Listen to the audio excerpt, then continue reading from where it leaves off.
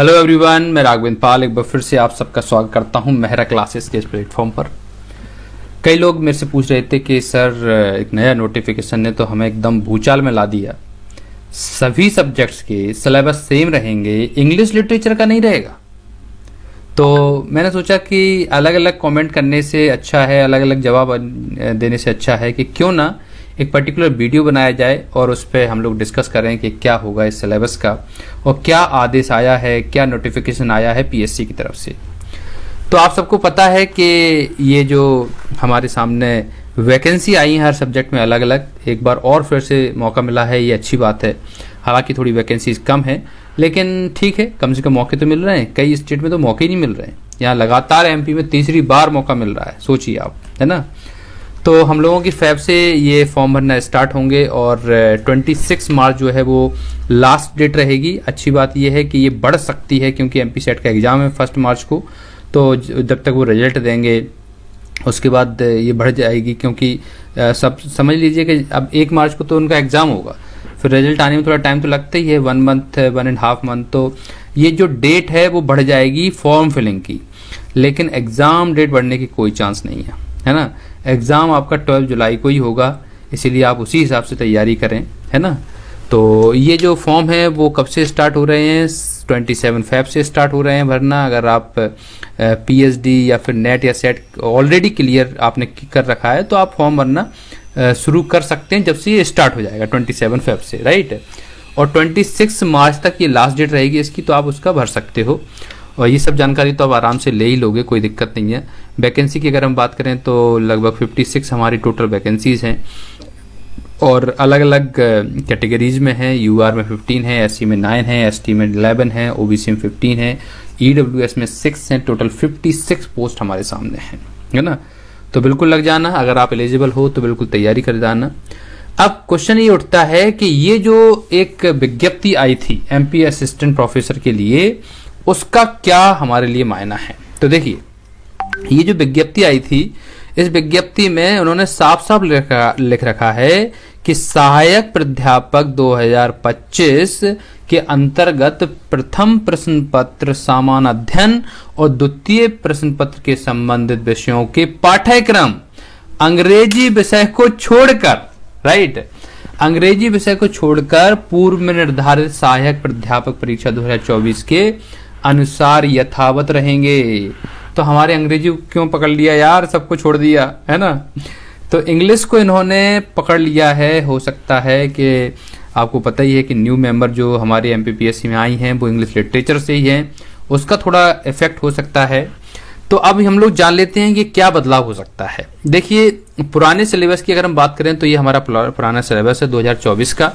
तो 2024 में हमारी 10 यूनिट थी, तो इसमें कोई बदलाव नहीं होगा, 10 की 10 यूनिट रहेंगी, लेकिन अंदर यूनिट्स में बदलाव होगा, है ना। तो ये मुझे लगता है कि कई चीज़ें तो सेम टू सेम रहने वाली हैं, क्योंकि कहीं ना कहीं ब्रिटिश इंग्लिश को वो पकड़ेंगे, है ना। यहाँ पे देखो, फर्स्ट यूनिट की अगर हम बात करें तो ब्रिटिश है, 64 टू शेक्सपियर है, फिर अलग अलग राइटर्स के वर्क्स दिए हुए हैं। उसके बाद जैकोबियन रिस्टोरेशन पीरियड से अलग अलग राइटर्स के वर्क दिए हुए हैं। अगस्तन एज टू रोमांटिक पीरियड है ना। यहीं पर ये भी पूरा एक ब्रिटिश लिटरेचर की बात चल रही। यूनिट 4 तक पूरा ब्रिटिश लिटरेचर था, राइट। फिर यूनिट 5 भी ब्रिटिश लिटरेचर था, सॉरी, यूनिट 5 तक टोटल ब्रिटिश लिटरेचर था। उसके बाद यूनिट 6 की बात करें तो इसमें थ्योरी और क्रिटिसिज्म इन्होंने पकड़ा था एक यूनिट में। उसके बाद इन्होंने 7th की अगर हम बात करें तो इन्होंने इंडियन राइटिंग इन इंग्लिश में पकड़ा था, है ना, मतलब इंडियन लिटरेचर की बात की थी। और फिर अमेरिकन लिटरेचर पकड़ लिया था इन्होंने, और नॉन ब्रिटिश लिटरेचर पकड़ लिया था, यानी कि इधर उधर थोड़ा ऑस्ट्रेलियन वगैरह ले लिए थे। उसके बाद फिर इन्होंने 9th यूनिट में पूरी की पूरी जो आपका जितने भी मीनिंग होती हैं, डेफिनेशन होती है इंग्लिश लैंग्वेज की, और बेसिक और ऑब्जेक्टिव टीचिंग मेथड्स होते हैं। फिर उसके बाद 10th यूनिट रिसर्च मेथडोलॉजी इन्होंने दिया था। अब मुझे क्या लग रहा है पर्सनली देखो, रिसर्च मेथडोलॉजी ये बदलेंगे नहीं, राइट। अगर बदलेंगे तो यहाँ पर MLA 8th की जगह MLA 9th एडिशन कर देंगे, क्योंकि लेटेस्ट में 9th एडिशन चल रहा है, और बाकी सब सेम रहेगा, है ना। MLA 9th कर सकते हैं। अगर हम 9 यूनिट की बात करें, ये रखेंगे, राइट। यहाँ पर मेरे को जो पर्टिकुलर अंदर से फील आ रहा है वो ये आ रहा है कि इंडियन लिटरेचर में बढ़ावा मिलेगा, है ना। थोड़ा सा हो सकता है कि 5 यूनिट की जगह 3 या 4 यूनिट ब्रिटिश लिटरेचर की रखी जाए और 2 यूनिट इंडियन लिटरेचर की बढ़ा दी जाए। इंडियन लिटरेचर पे ज़्यादा फोकस रहेगा, IKS का ज़माना है ना, और कहीं ना कहीं इस पर ज़रूर फोकस किया जाएगा। जो न्यू मेंबर हैं वो भी कहीं ना कहीं स्वामी विवेकानंद से रिलेटेड रही हैं, तो वहाँ पर इंग्लिश लिटरेचर आपका बढ़ सकता है, इंडियन इंग्लिश लिटरेचर है ना, वो आपका बढ़ सकता है। बाकी ऐसा कोई बहुत भारी बदलाव नहीं होने वाला है। 70 to 80% ही बदलाव, 70 to 80% यही रहेगा, ओनली 20 to 25% ही बदलेगा, है ना। तो ऐसा टेंशन लेने की जरूरत नहीं है, राइट, कि हम बहुत पैनिक हो रहे हैं, अब क्या होगा, ऐसा कुछ नहीं है। आराम से आप पढ़ाई करें, आप पढ़ाई करोगे तो 100% आपको सफलता मिलेगी, कोई रोक नहीं सकता है। तो बहुत ज़्यादा बदलाव नहीं होने वाला है मेरे हिसाब से। और बाकी अभी 2-3 दिन में ही जब आ जाएगा तो बढ़िया से एक वीडियो बनाएंगे कि हम कैसे तैयारी करें, है ना।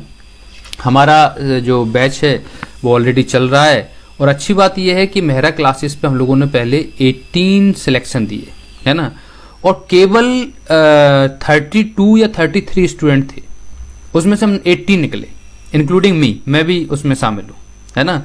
तो ईश्वर की कृपा से 1 ईयर के अंदर मैंने JRF निकाला, MP असिस्टेंट प्रोफेसर निकाला और बहुत कुछ निकाल दिया ईश्वर की कृपा से। अब देखें आगे क्या होता है, तो सब भविष्य बताएगा।